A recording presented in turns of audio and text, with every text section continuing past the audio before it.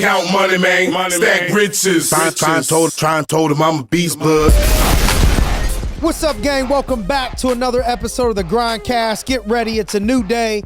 And the key to leadership, a leader's success isn't measured by their personal accomplishments. However, it's the success and the growth of the people that they lead. As a leader, developing your people is your primary responsibility. Developing the people around you. Now listen, you can't control everything everybody around you does that you're trying to develop. Okay, everybody is given free will. Everybody is given free choice. There isn't a person on this earth that is walking without sin, who has never sinned.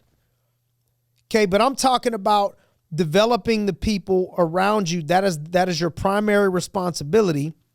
If you're a leader and you look around you, are you proud of the team that you have developed around you so far?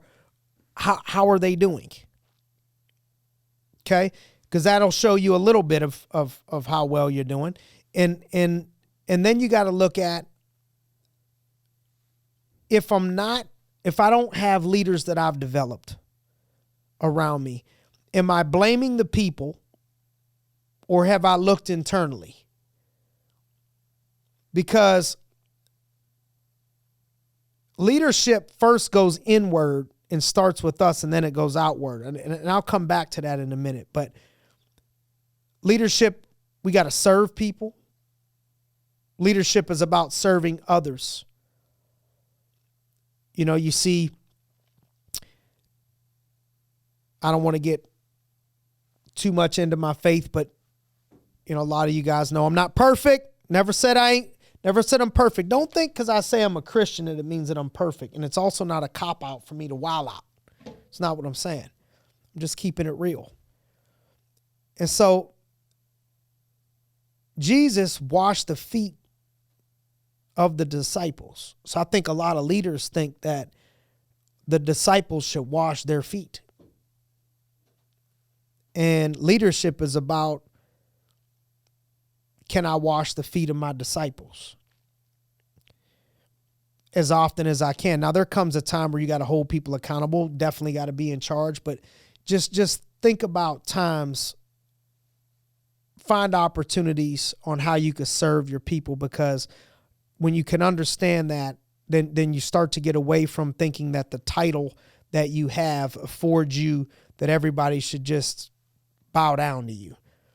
I think also in leadership, the greatest leaders can adapt to different personalities.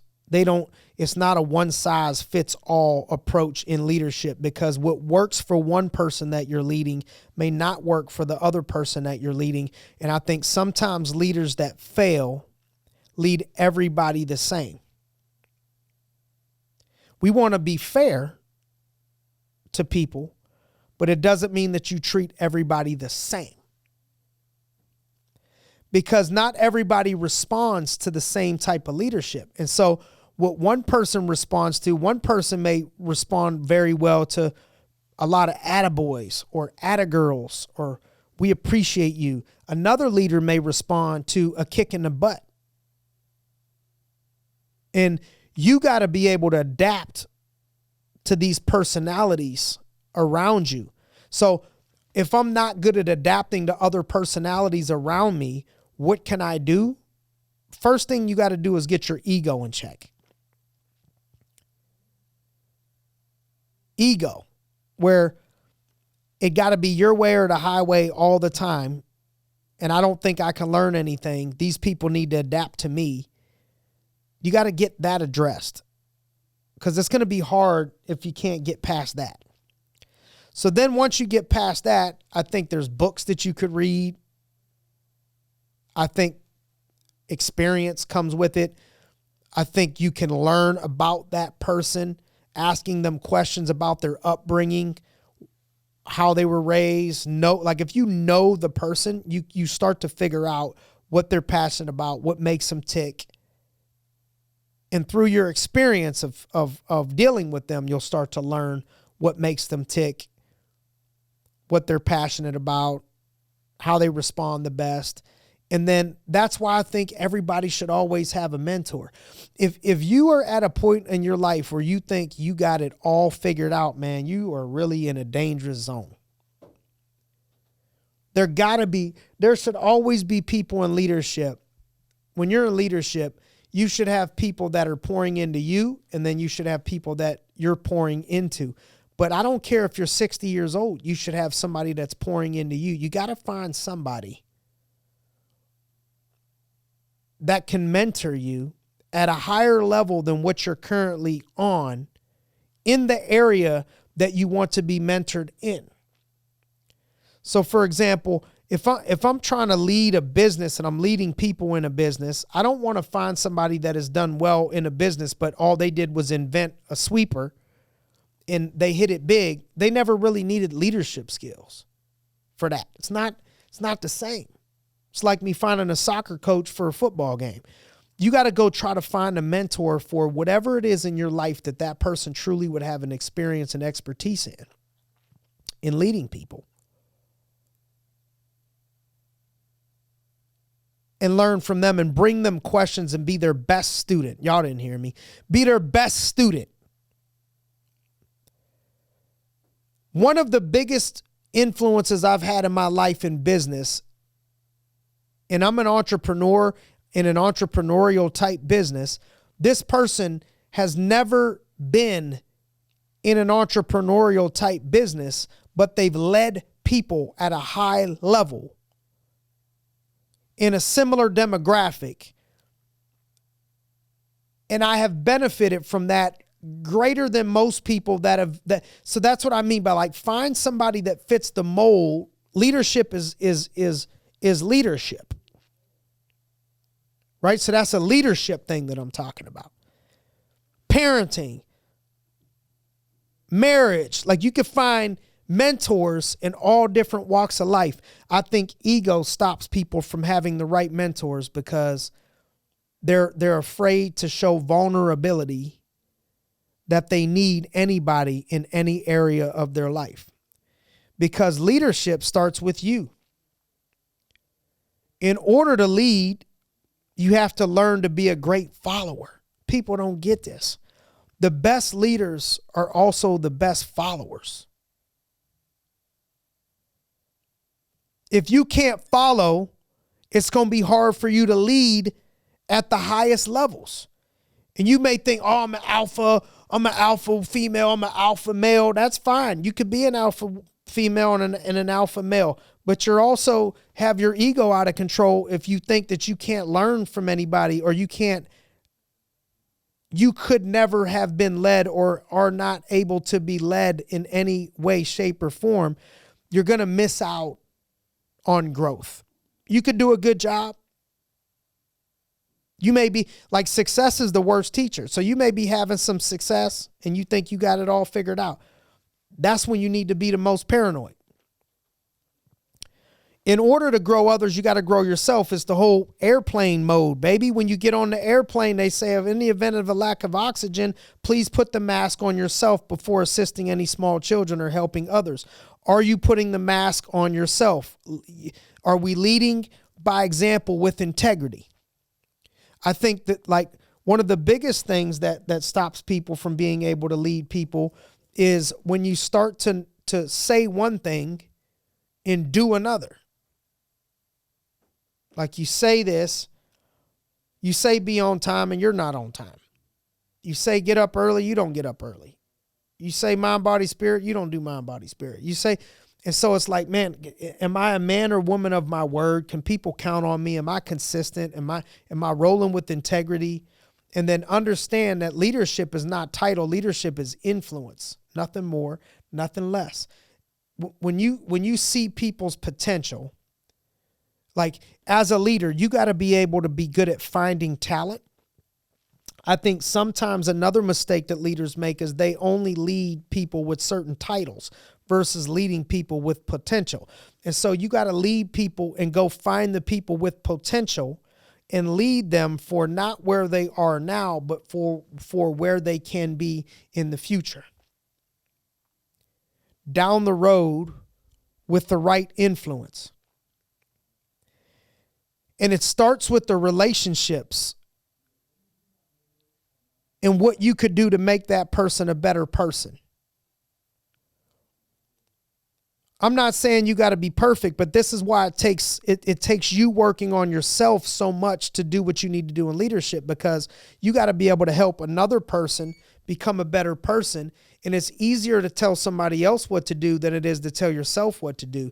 But we got to be able to go and find those people, help them out in areas of their life, develop them personally. That'll lead into professional development, and identify your people that you're leading, identify their strengths and weaknesses,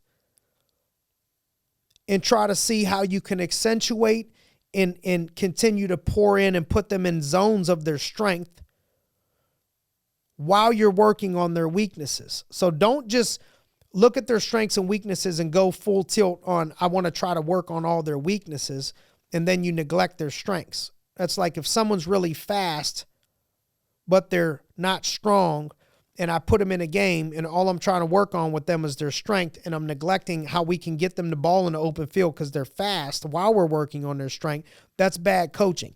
Keep coaching people and putting people in their strike zone and strength zone the best that you possibly can while you're working on their weaknesses. Don't neglect the weaknesses. Some people say only focus on your strengths. I think you should focus the majority, but I think you also better develop them weaknesses, or you're going to have a lot of holes in your game. You got to at least be able to function in those weak areas. And then you got to know the people that you're leading. You can't lead them properly if you don't know their vision, not your vision for them, what their vision is. If they don't have a clear vision and you don't know what their vision is, and then they got to have goals. What's their vision for the future? Then you have goals. So I just had this conversation today that your vision, so like here's the roadmap. You got a vision. That's something a little bit longer term, further out there. It's big. It gets you excited.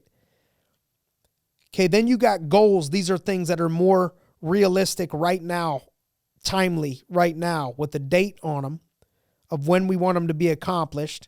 So you have like short-term goals, long-term goals, and then daily goals. So let's say, man, my goal for the year is this, but I also need a goal for the month.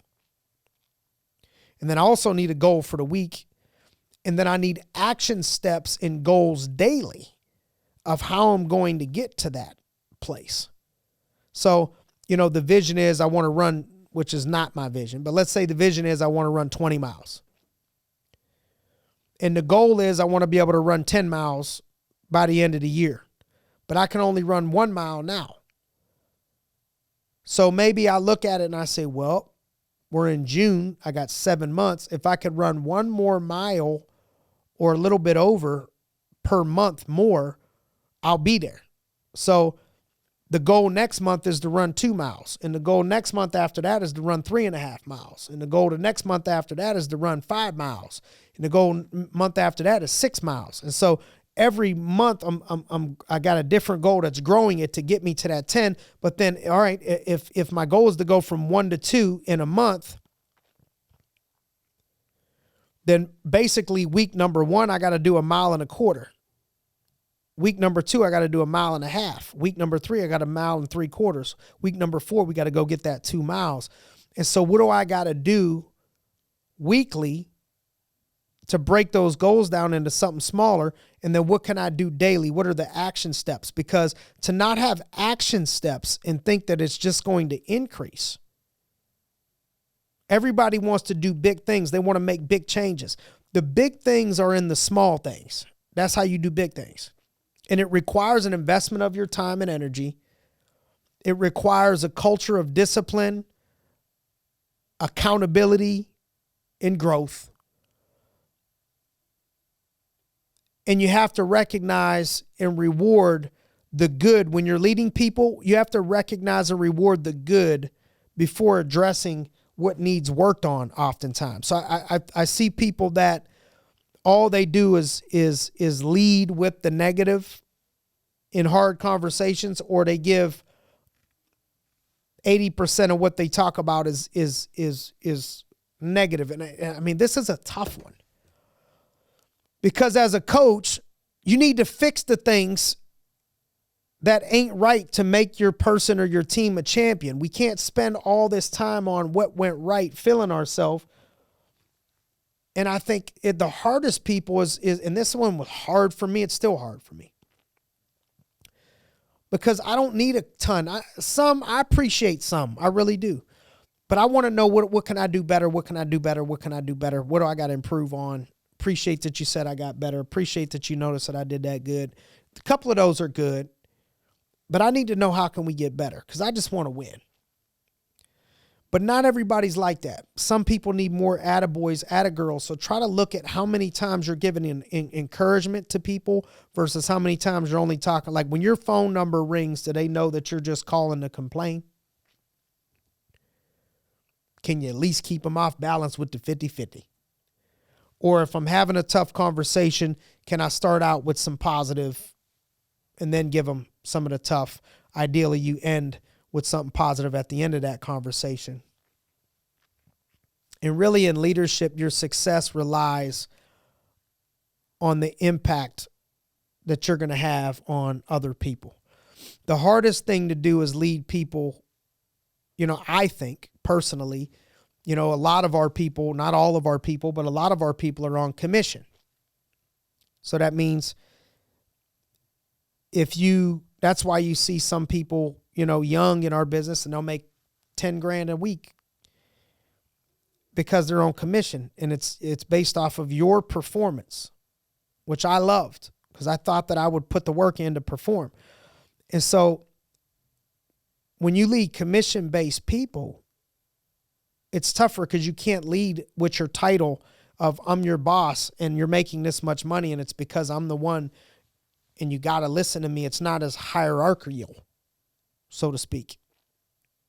You can't just lead them with position and title. They're not getting a direct paycheck from you. And then on commission, people that are new, that don't have experience, their emotions get high and low based off of the outcome. They haven't yet learned to stay even keel and put their effort into the process. And so most people start out emotionally high and low based off of how well they did that week. So if they did good, they're excited. If they did bad, they're low. And what we want to do is if they did good, we want to knock them down a couple levels and keep them in the middle. Say, let's stay focused.